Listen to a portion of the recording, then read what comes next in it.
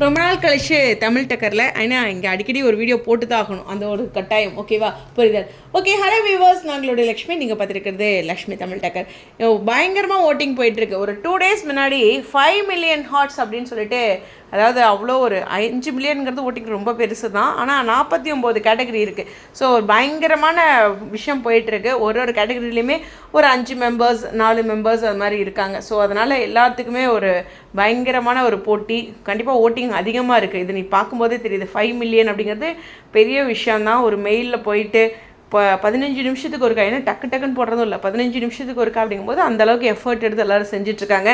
இன்றைக்குமே நிறைய விக்கா fan pages வந்து டெய்லியுமே செய்கிற விஷயந்தான். அவங்களும் வந்து போட்டிங் போடுங்க ஞாபகப்படுத்திகிட்டே இருக்காங்க. நான் என்ன சொல்கிறேன்னா, 15 நிமிஷத்துக்கு அப்படியே அதிலே அடிக்ட் ஆக வேண்டாம். பட் இருந்தாலும் நீங்கள் ஆன்லைன் வரும்போதெல்லாம் நம்ம விக்காவுக்கு ஒரு ஓட்டு போடணும்ல அப்படின்ட்டு இப்போ என்ன போஸ்ட் போட்டிருக்காங்கன்னு பார்க்க வருவீங்களா, அந்த மாதிரி ஒரு 1000 பேர் தொடர்ந்து செய்கிறதே ஒரு நல்ல ஒரு நம்பர்ஸை கொடுக்கும். ஓகேவா, ஸோ அந்த ஒரு விஷயந்தான்.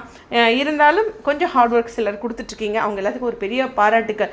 இந்த மாதிரி ஒரு லாங் டேலாம் வச்சா மக்கள் வந்து பாவங்க. உண்மையுமே சொல்கிறேன், ஷார்ட்டாக வச்சிடணும். ஒரு 5 நாள் அந்த மாதிரி வச்சுருந்தா சரி, 5 நாள் ஓட்டிங் போட்டு வந்துடலாம். ஆனால் டெய்லி வைக்கும்போது அன்பை செலுத்தலாம். பட் இருந்தாலும் ஆன்லைன் வருது, கண்கள் பாதிப்பு, கைகள் பாதிப்பு அப்படிங்கிறது இருக்குது. ஹானஸ்ட்டாக சொல்கிறேன்.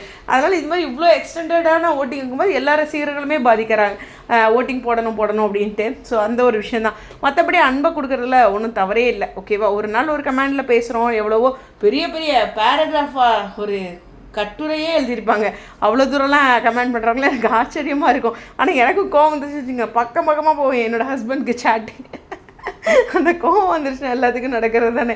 ஸோ வேறு யாருக்கும் பக்கமாக போகிறது, அவருக்கு மட்டும் அப்படி போகும். அது மாதிரி எல்லா இடத்துலையும் இருக்கிற ஒரு விஷயந்தான். எனிவேஸ், ஒரு பயங்கரமான ஓட்டிங் போயிட்டுருக்கு. பார்ப்போம் என்ன நடக்குன்ட்டு. ஸோ உங்களால் டைம் முடியும் போதெல்லாம் சப்போர்ட் பண்ணி ஓட்டிங் போடுங்க. ஓகே, புரியுதா ஸ்டேடியம்.